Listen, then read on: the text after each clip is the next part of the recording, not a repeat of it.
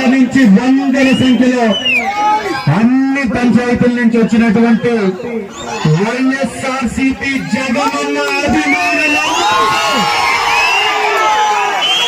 వైఎస్ఆర్సీపీ కార్యకర్తలందరికీ, వైఎస్ఆర్సీపీ సర్పంచులందరికీ, వైఎస్ఆర్సీపీ ఎంపీటీసీలందరికీ, జడ్పీటీసీలకి, ఎంపీపీలకి, మాజీ ఎంపీపీలకి, మాజీ జడ్పీటీసీలకి, మరీ ముఖ్యంగా వైఎస్ఆర్సీపీ జగనన్న సైనికులందరికీ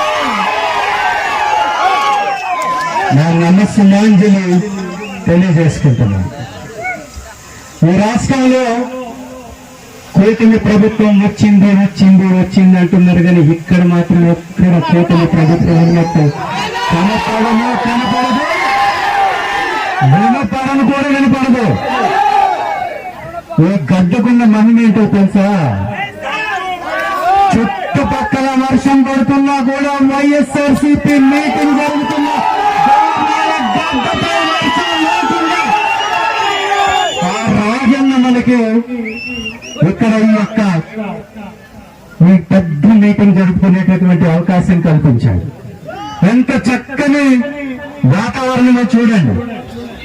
మొన్న తెలుగుదేశం పార్టీ స్థాపించినటువంటి ఎన్టీ రామారావు గారిది ఇక్కడ విగ్రహావిష్కరణ చేసుకున్నారు. సంతోషమే, ఎవరి పార్టీది వాళ్ళు చేసుకుంటారు, ఇబ్బంది లేదు. మరి మీరు మీటింగ్ ఎక్కడ పెట్టారా? ఆర్టీసీ బస్ స్టాండ్ ఏమైనా మీ సొత్తా? మీ పార్టీ సొత్తా? ఎవరిచ్చారు మీకు పర్మిషన్?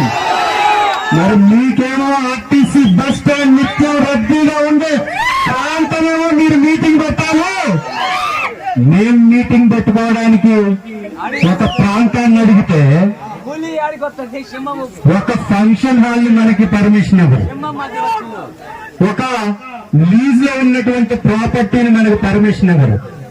కానీ ఈ రాష్ట్రం మీ అబ్బ సొత్తు కాదు కాబట్టి వైఎస్ఆర్సీపీ జెండాని లేరు, మార్చలేరు, తొలగించలేరు. కాబట్టి ఇదే గడ్డపై మీకంటే డబల్ మీటింగ్, కేవలం ఒక మండలి మీటింగ్, ఊరుల నుంచి నియోజకవర్గాలన్నిటి నుంచి తరలించారు. మొన్న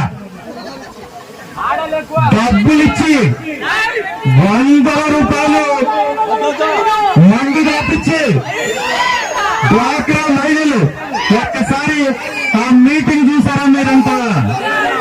హాలు నిండా డ్వాక్రా మహిళలు తప్ప ఎక్కడ కనపడలే. హాలు మొత్తం డ్వాక్రా మహిళలే. వెహికల్ పెట్టి మరి తోలారు.